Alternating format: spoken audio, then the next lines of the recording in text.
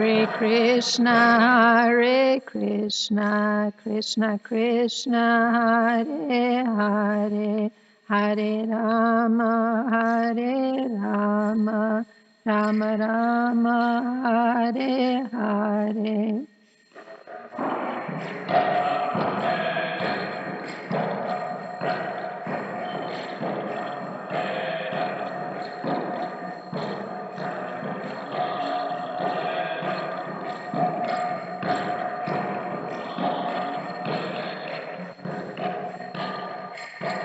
Kishore Kishori ki, Jagannath Baladev Subhadra Maharani ki, Gonitai ki, Srila Prabhupada ki.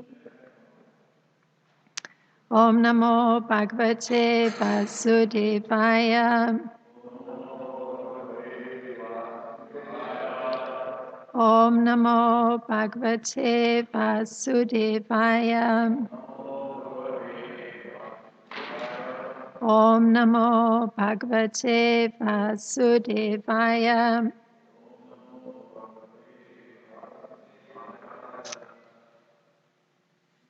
So this morning we're approaching the end of Canto 10, Chapter 39.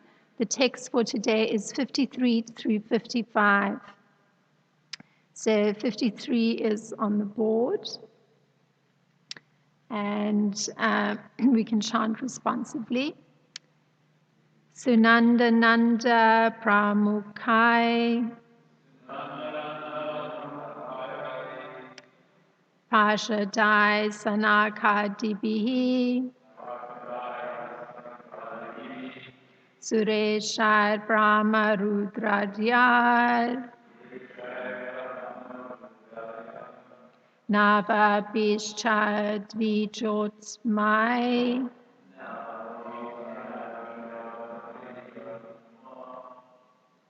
Sunanda Nanda Pramukhai Pashadai Sanakadibihi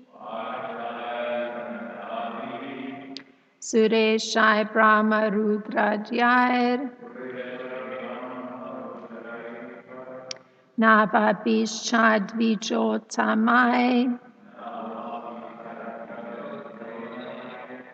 Sunanda Nanda Pramukhai Pashadai Sanakadibihi Sureshai Brahma Rudradyar Nava Bishchad Vijotsamai. Please chant. Sunanda Nanda Pramukhai Prashadai Sanakadibihi Sureshai Brahma Rudradyar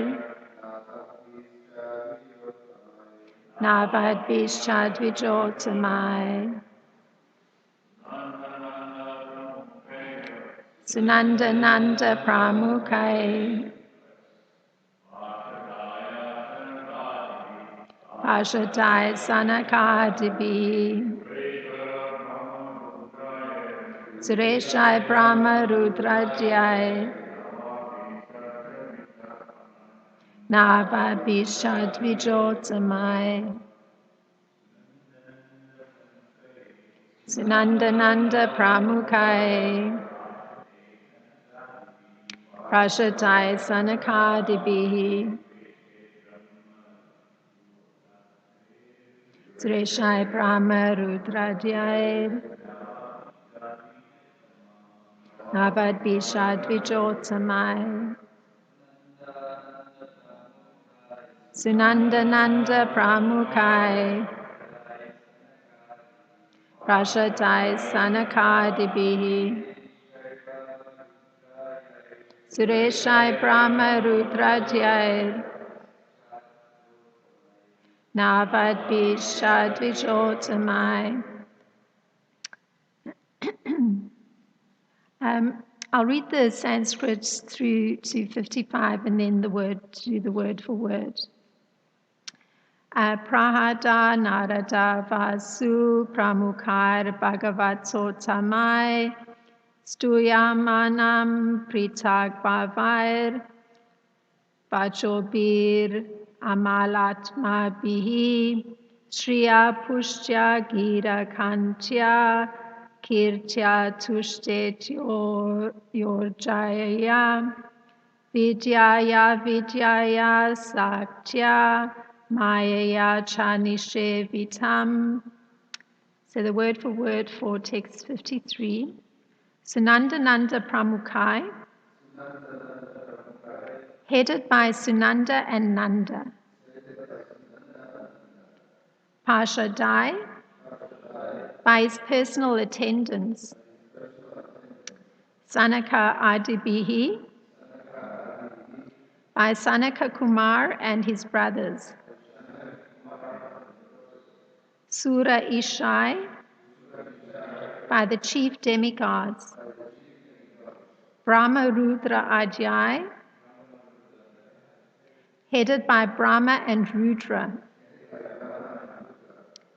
Navabihi, 9. Cha and Dvija Uttamai, by the chief brahmanas, headed by Marichi. And the translation for text 53 through 55 is as follows. Encircling the Lord and worshipping him were Nanda, Sunanda, and his other personal attendants. Sanaka and the other Kumaras, Brahma, Rudra, and other chief demigods, the 9 chief brahmanas, and the best of the saintly devotees headed by Prahlad, Narada, and Uparichara Vasu. Each of these great personalities was worshipping the Lord by chanting sanctified words of praise in his own unique mood.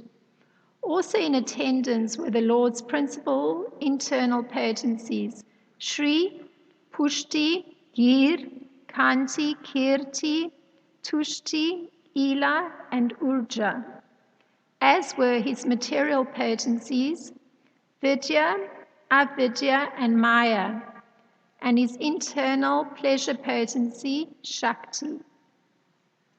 And the purport by the disciples of Srila Prabhupada. Srila Vishwanath Chakravarti explains the Lord's potencies mentioned in these verses. Shri is the potency of wealth, Pushti, that of strength, Gir, knowledge, Kanti, beauty, Kirti, fame, and Tushti, renunciation. These are the Lord's 6 opulences. Ila is his Bhushakti, also known as Sandini, the internal potency of whom the element earth is an expansion. Urja is his internal potency for performing pastimes. She expands as the tulsi plant in this world. Vidya and avidya, knowledge and ignorance, are external potencies who cause the living entities liberation and bondage, respectively. Shakti is his internal pleasure potency. Ladini and Maya is an internal potency who is the basis of Vidya and Avidya. The word Cha implies the presence of the Lord's marginal energy, the Jiva Shakti, who is subordinate to Maya. Lord Vishnu was being served by all these personified potencies. Om Jnanatimrandasya Kananjana Shlakaya Chakshurunmilitam Yena Tasmai Shri Gurave Namaha Shri Chaitanya Manopistam Stapitam Yena Bhutale Swayam Rupa Kadamayam Dadati Swapadantikam Vandeham Shri Guru Shri Uttapadakamalam Shri Guru Vaishnavam Sham Shri Rupam Sagrajatam Sahagana Lalita. Sorry. Shigana Raghunatham Vitam Sajivam Sadvaita Savadutam Parijana Saitam Krishna Chaitanya Devam Shri Radha Krishna Padam Sahagana Lalita Shri Vishakha Vitamscha. Hey Krishna Karuna Sindhu Dina Bando Jagat Pate Gopesha Gopika Kanta Radha Kanta Namostate Tapta Kanchana Gorangi Radhe Vrindavaneshwari Vishabhanu Sute Devi Pranamami Hari Priye. Vanchakalpa Tarubhyascha Kripa Sindhubhyevacha Patitanam Pavanebhyo Vaishnebhyo Namo Namaha. Vanchakalpa Tarubhyascha Kripa Sindhubhyevacha Patitanam Pavanebhyo Vaishnebhyo Namo Namaha. Namo Om Vishnu Padaya Krishna Prasthaya Bhutale Srimati Ram Padaswami Iti Namine. Namo Om Vishnu Padaya Krishna Prasthaya Bhutale Srimati Bhaktivedanta Swami Iti Namine. Namaste Saraswati Devi Gauravani Pracharine Nivishe Sunavadi Prashita Deshatarine. Jai Shri Krishna Chaitanya Prabhu Nityananda Shri Advaita Gadadhar Shivasadi Gaura Bhakta Vrinda. Hare Krishna, Krishna Krishna, Hare Hare, Hare Rama, Rama Rama, Hare Hare.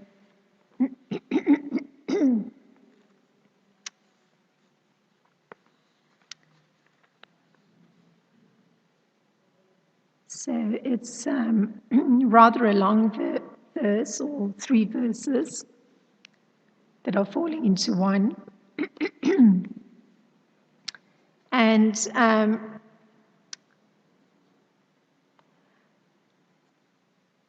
there's the actual commentary by Srila Vishwanath Chakravarti Thakur that the purport is drawn from. And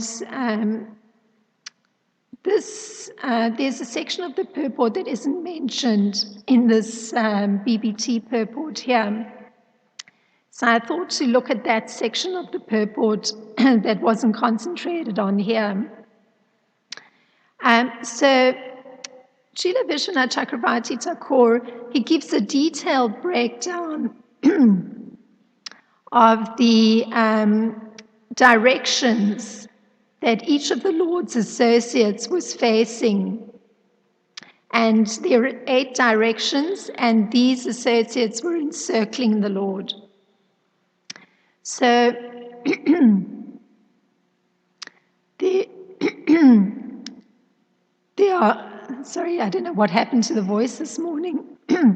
The 4 Kumaras stand behind Narayan, and these are the 4 great sages, Janaka, Sananda, Sanatana, and Sanat. And these great sages were actually created by Brahma. And Brahma himself was entrusted by Lord Narayan with the 4 principles for spiritual advancement. So these 4 principles are embodied in the 4 Kumaras. So first there's the Sankhya, or empirical philosophy, which is used for the analytical study of material conditions. So the purpose, naturally, for doing such a study empirically, is to be able to find the soul the soul of existence. And naturally, that soul of the material world is Vishnu, or the super soul.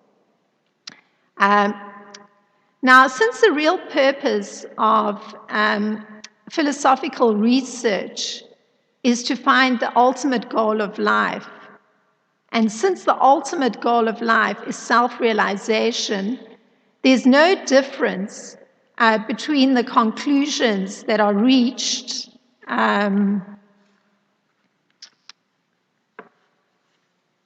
by analytical study and those that are reached by devotional service or attained by devotional service, you could say.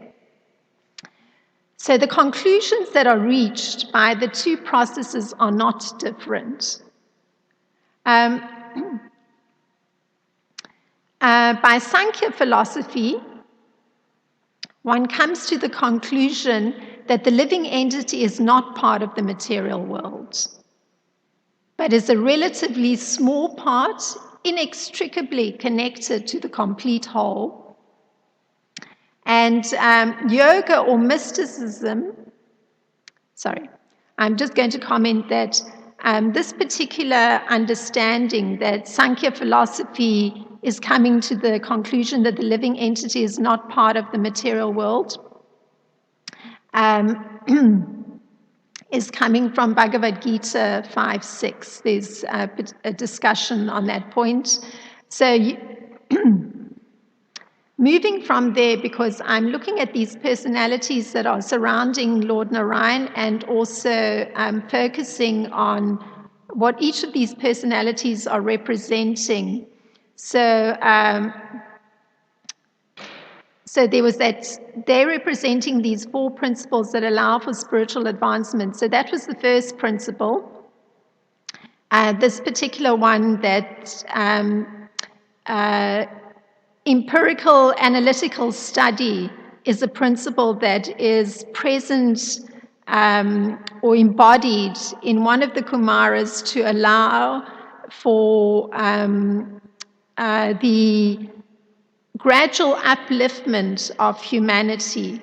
So there's a second principle also embodied in the four Kumaras, and that is of yoga or mysticism for liberation, because the pure soul needs to be liberated from material bondage. And so that's the second principle for spiritual advancement. Now, yoga means to concentrate the mind on the supreme. So it means that by concentrating the mind on the supreme, one is automatically controlling the ever-disturbing senses. And going a step further, and following Krishna's instruction, the real yoga, this is the real yoga, this concentration of the mind on the Supreme Being. And the practice of this process is what's called Krishna consciousness. So, like, I found myself hearing Taoist philosophy, and there's a lot of emphasis on not allowing the mind to pull one here and there, but the way of controlling the mind is merely to bring focus on the body, which is quite different. For instance, what's been said here, and which is Krishna's recommendation, that actually the way you're going to control the mind is to actually concentrate it on Him, the Supreme Being, and that brings the senses under control. So that's a principle for spiritual elevation, spiritual advancement. Now, through Krishna consciousness, one can give up this sense of proprietorship, because that's one of, and I'll come to that in a minute, of part, it's part of Brahma's creation, but I'll come to that.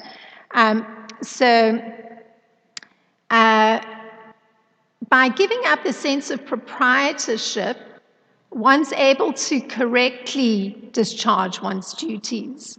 Because if one's discharging one's duties, seeing oneself as the controller, the creator of the effects of performing one's duties, that naturally keeps one in the same bound condition.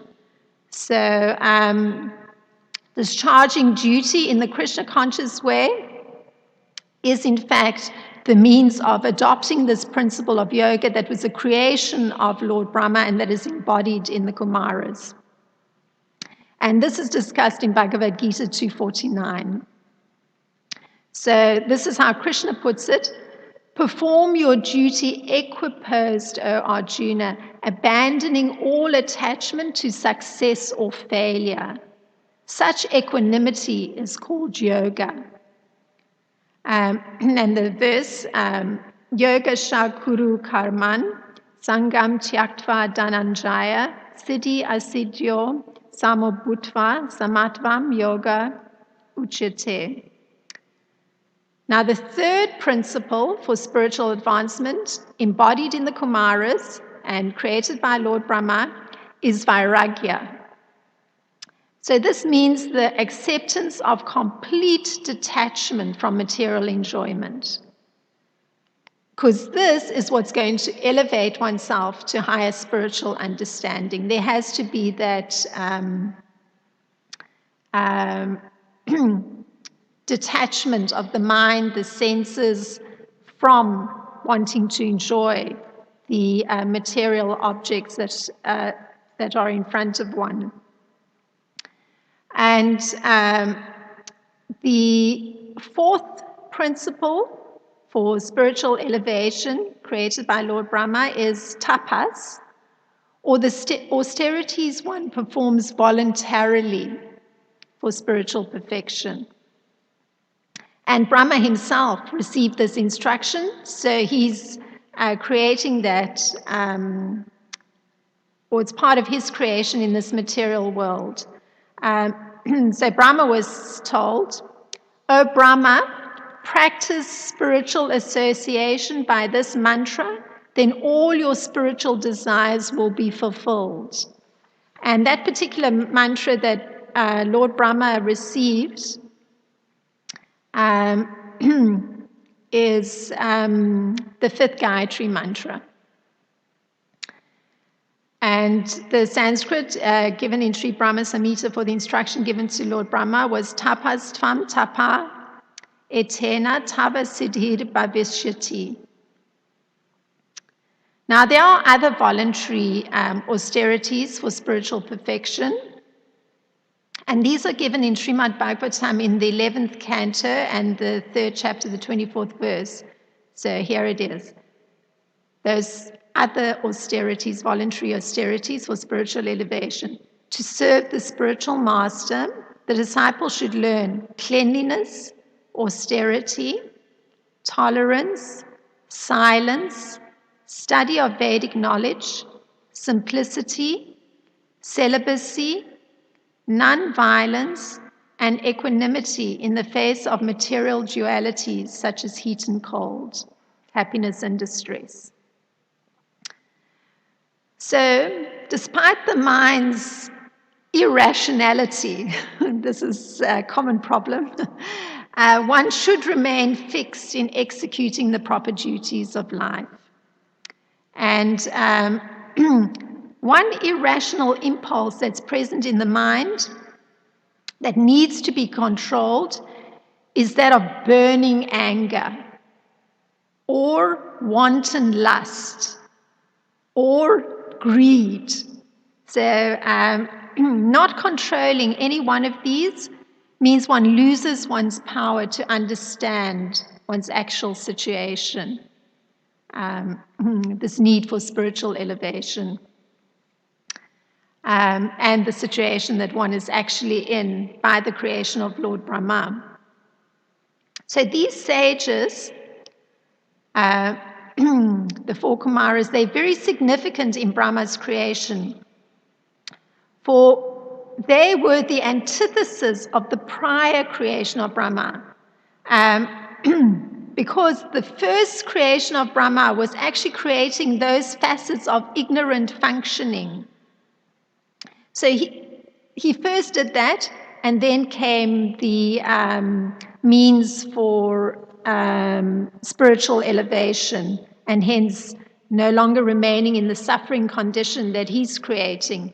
So this was Brahma's creation in the material universe. He created self-deception, the sense of death, anger after frustration, the sense of false ownership, and an illusory bodily conception, which allows for this forgetfulness of one's real identity. So the creation of the Kumaras followed on the creation of these conditions that allow one to live in this material condition of life. So the 4 Kumaras that are standing behind Lord Narayan, they actually they came to inaugurate their spiritual party or sampradaya, the Kumara Sampradaya, for the advancement of bhakti. So I'm carrying on to highlight these personalities that are standing around Lord Narayan and their particular significance. So Brahma and the demigods, and this is just the positioning is mentioned by Srila Vishwanath Chakravarti Thakur, and I'm just elaborating. Brahma and the demigods stood to the right of the Lord. This is given by Srila Vishwanath Chakravarti Thakur. Now, Lord Brahma, before he created living entities in different species, he created the conditions under which the living entity has to live in this material world. So unless a living entity forgets his real identity, meaning his spiritual identity, it's impossible for him to be able to live in a material condition. So by creating this condition, automatically one's going to be afraid of death. So just creating the condition that one's forgotten that one is a spiritual being means that automatically one's going to be afraid of death, because one knows that there's a terminal point for the gross body to exist. And by identifying with material nature, the now conditioned soul gets trapped in the idea of false ownership of the property of the Lord. So it means you start identifying with the body, then you actually have to identify with all the other material elements and objects that are around one. So, and then one starts to claim ownership of some of those material objects or entities even. And of course, there's the Ishopanishad verse. Everything animate and inanimate that is within the universe is owned and controlled by the Lord. One should therefore accept only those things necessary for himself which are set aside as his quota, and one shouldn't accept other things knowing well to whom they belong. So this particular understanding doesn't even enter into one who's completely unaware of the fact that he's a spiritual being. The sense of ownership and taking control is just part of having that material identity of oneself. So that's a very wonderful verse if one is taken up any of the principles, the 4 principles that Lord Brahma created for spiritual elevation. One would certainly be attentive to this. Ishvasya idam sarvam yat kincha jagatyam jagat tena tyaktena buddhitam madgritha kasya svidanam. So Brahma himself is the creation of the Supreme Lord, but he creates these 5 kinds of nescience, it's called. So that's from Srimad Bhagavatam 3.12. And Maitreya Muni is relating this. He says, Brahma did not feel much pleasure in this activity, and therefore he purified himself by meditation on the Supreme Personality of Godhead. Then he began another term of creation. So it was done in 2 separate sections. And Srila Vishwanath specifically mentions that those demigods standing to the right of the Lord are transcendental demigods, as Brahma is transcendental. It means that Brahma and the demigods of the material world are expansions of these transcendental demigods residing in Vaikuntha. So the ones that were to the right of Lord Narayan in this particular verse, they're actually transcendental demigods and a transcendental Brahma. And now, another placement that's there in a different direction. To the left of the Lord are Marichi and the other Brahman sons of Brahma. Now, one of those sons is Rudra, and Rudra is mentioned in this particular verse in the Bhagavatam. In Srila Vishwanath Chakravarti's commentary, he mentions that there's Marichi and other Brahman sons of Brahma. Now, Rudra is one of those sons whose place of residence, because we're looking at Brahma's creation and what he did, creating these 5 kinds of nations, these 4 principles for spiritual elevation. In examining these personalities, I'm making the connection on a more subtle level of something of the creation of the universe. So Rudra actually has residence within everyone's heart, within everyone's senses, within the air of life, and in addition to the broader creation. He's present in the sky, the air, the fire, the water, the earth, the sun, the moon, and in austerity. So this is explained in the 3rd canto of Srimad Bhagavatam. Find it in the 12th chapter. So this particular son of Lord Brahma, Rudra, was created from between the eyebrows of Lord Brahma as a result of his anger.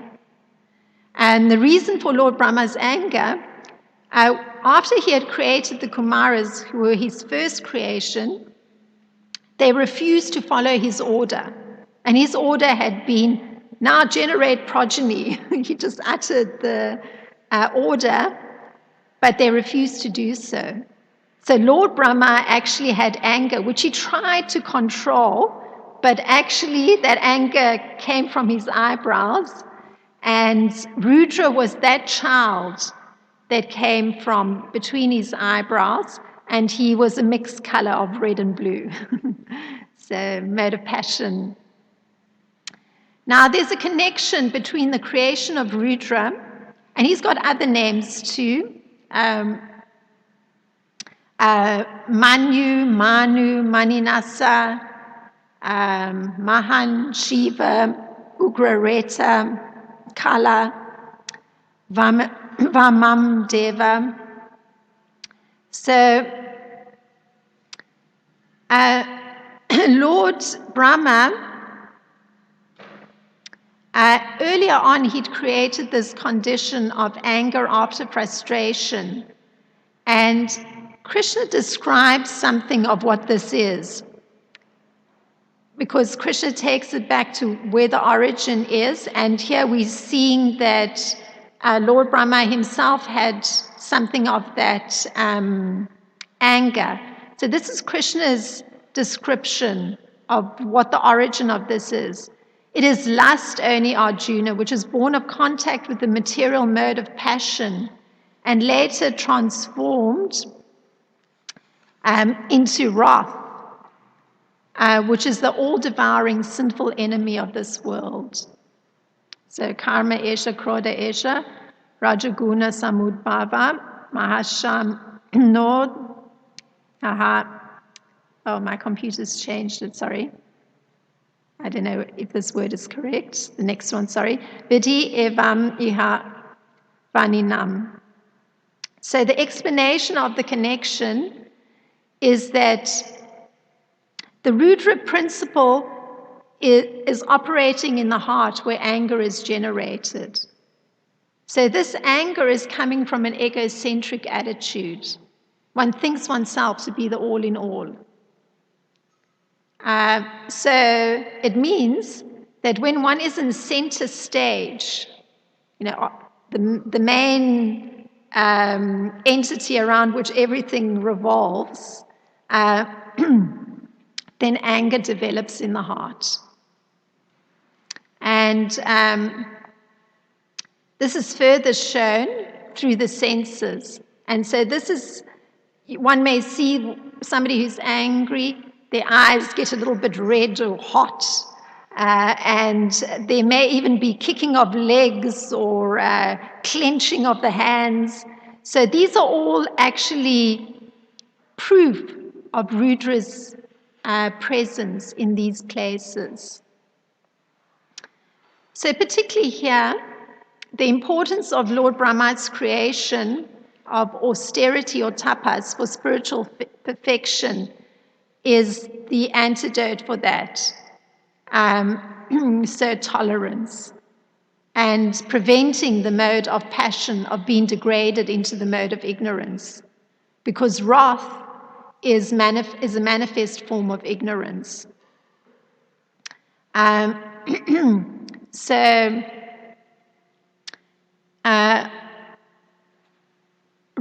is actually quite destructive, because it means that the original anger is held and it's allowed to fester. So it's really quite destructive. So by following the principles of spiritual elevation, it's possible to not go down that route. But it's only possible if there's some spiritual attachment. And that is coming through the practice of bhakti yoga and attachment to the Supreme Lord. So this attachment is seen here, in that each of these exalted personalities was worshipping Narayan by chanting sanctified words of praise in their own unique mood. And this is Srila Vishwanath Chakravarti Thakur. So the personal attendants of Narayan addressed him as master, and that was all recounted here in this particular BBT purport. And the 4 Kumaras, they worshipped him as Brahman. Brahma and the other demigods worshipped him as the Lord of the progenitors. Prahlad and others praised him as their worshipable deity. So different moods. This is all in today's text, 53. So Prahlad and the other devotees, they were positioned almost in front of Lord Narayan. And Srila Prabhupada writes that a fully qualified Vaishnava, and this may be connected to their positioning so close and prominent and visible to the Lord. A prominent Vaishnava thinks of himself as being extremely low while offering praise to the Lord. So this is obviously the opposite end of the spectrum to that material egocentric view that comes from not having taken up or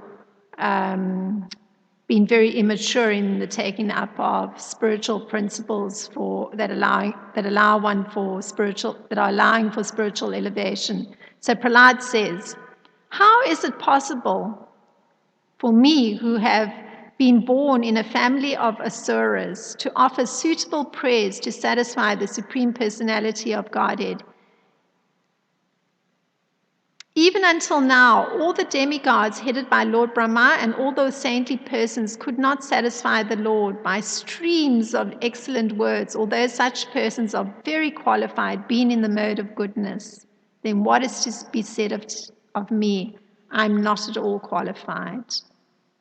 So it's his own words indicating this principle of somebody who's very elevated in having taken up the four principles for spiritual elevation created by Lord Brahma.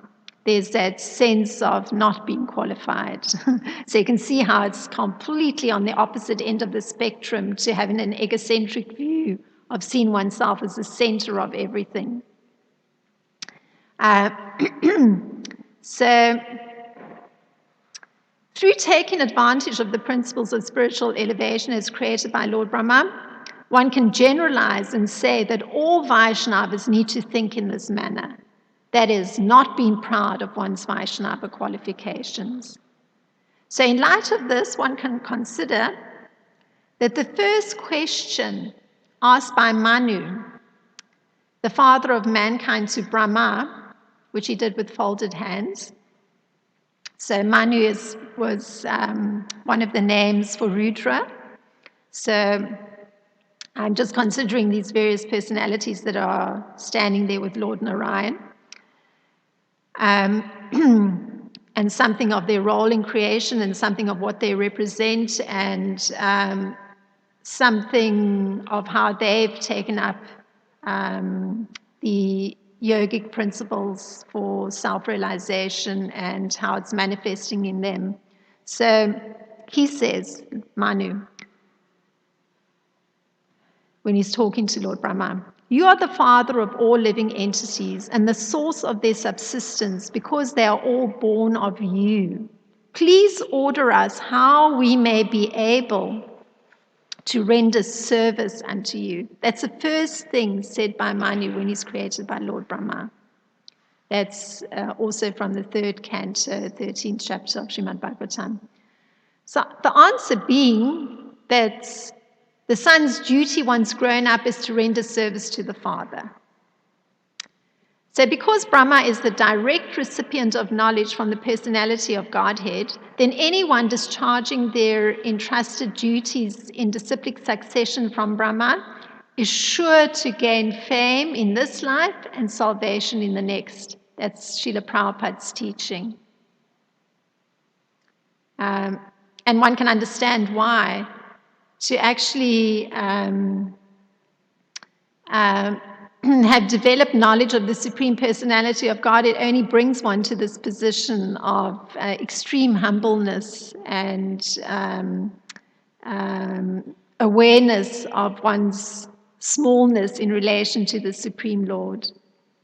And in turn, this is bringing one fame in this life, which is interesting because there's the danger, obviously, but it brings salvation too. So finally, Narada is described as being almost in front of Lord Narayan, as is the Upachara Vasu. Now, Narada is described in the following way. Narada was born from the deliberation of Brahma, which is the best part of his body. This was so because Narada could deliver the Supreme Lord to anyone. Now, this is significant because actually the Lord cannot be realized by any amount of Vedic knowledge. Remember the 4 principles? So he can't be realized by any amount of Vedic knowledge, but a pure devotee of the Lord can deliver the Lord by his goodwill. That is, he can deliver the transcendental loving service of the Lord. So it's Narada who can deliver the path of Bhakti Yoga, the highest mystic perfection meant for attainment of the Supreme Lord. So he's standing in front of the Supreme Lord. He has that prominent position. So the presence of these devotees brings to mind that statement made by Krishna as what he considers to be knowledge. And everything else is ignorance. So it's almost like encapsulating the first yogic principle of coming to that point of understanding what self-realization is, but including the 3 others that were the creation of Lord Brahma. And this is how Krishna puts it. Humility, pridelessness, tolerance, approaching a bona fide spiritual master, cleanliness, steadiness, self-control, renunciation of the objects of sense gratification, absence of false ego, the perception of the evil of birth, death, old age, and disease, even-mindedness amidst pleasant and unpleasant events, constant and unalloyed devotion to me. And there's a bit more, accepting the importance of self-realization and philosophical search for the absolute truth. So this is what knowledge actually is.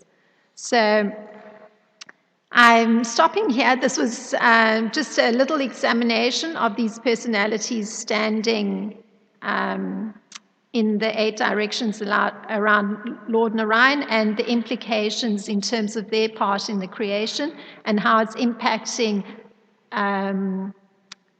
persons who have taken to the yogic path and their particular embodiment of these principles for spiritual elevation. If there's any thought on this, it may have been a little complex and maybe slightly dry, I apologize, but that's how this verse was. If there's any thoughts on the matter? Go ahead. Thank you for the class. Actually, was very fascinating and engaging. A couple of things. Just wanted to ask you is when you were doing the research, you mentioned that by the right of the Lord there was Lord Brahma and the demigods. That's right? Yeah, Lord Brahma and the demigods. They were standing by the right of the Lord, and they were transcendental. And is it mentioned that they're in the spiritual body from Vaikuntha, or is that what is mentioned by Srila Vishwanath Chakravarti Thakur? He's quoting from one of the Puranas that the statement is specifically made that those demigods standing to the right of Lord Narayan are in Vaikuntha and they're transcendental, meaning that they can be distinguished from those demigods that are part of the material world. And that includes Lord Brahma. It's a different Lord Brahma that is in the material world versus the Lord Brahma in Vaikuntha, yes. So, because we understand that Lord Brahma is a jiva, so assuming these are perfected beings or jivas in the spiritual world. Okay. The other one question is when you refer to Manu asking the question, you refer to one of the names of Rudra, who was, apparently there's a name that also refers him as Manu. I believe the Manu that is referred to this is Swayambhuva Manu, which is part of the third canto when he received the order of Lord Brahma to generate progeny, and then he immediately accepted, and he was praised by Lord Brahma and given blessings because of this acceptance. So I think that's the Manu that is referred, I believe. Thank you. And the third one is in the creation of Lord Rudra that came from the anger of Lord Brahma. Lord Brahma being in such position and being an elevated, a perfected, being, we cannot say that he experienced loss, but he experienced something because there was anger, right? So, but sometimes we hear that devotees use anger for some, sometimes we hear narration of Srila Prabhupada getting really angry and, banging on the desk and things like that, but they're not controlled by anger, but they manifest that for a purpose that is connected to the Lord. So we can assume that Lord Brahma is in that position like that, and the fact that his anger generates, is the entrance of Lord Shiva or Lord Rudra into this world. So, yes, it's just by understanding the course that anger, I mean, the principle that Lord Brahma created was frustration leads to anger. So, and Lord Krishna elaborates on that and says that anger is coming from lust, and then the anger degrades into wrath.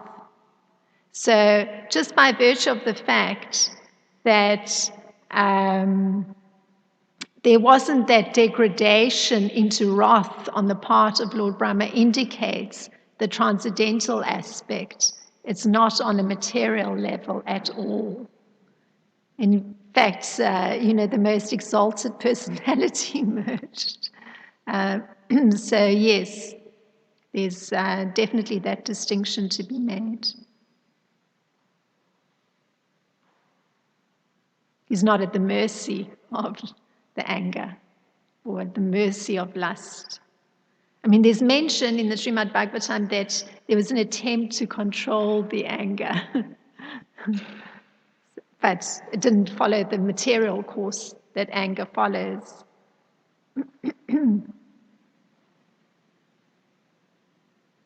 Oh, and the first point you brought up, Srila Vishwanath Chakravarti Thakur specifically mentions these are all perfected beings. He actually makes the statement. I didn't read it, but he makes the statement in the commentary.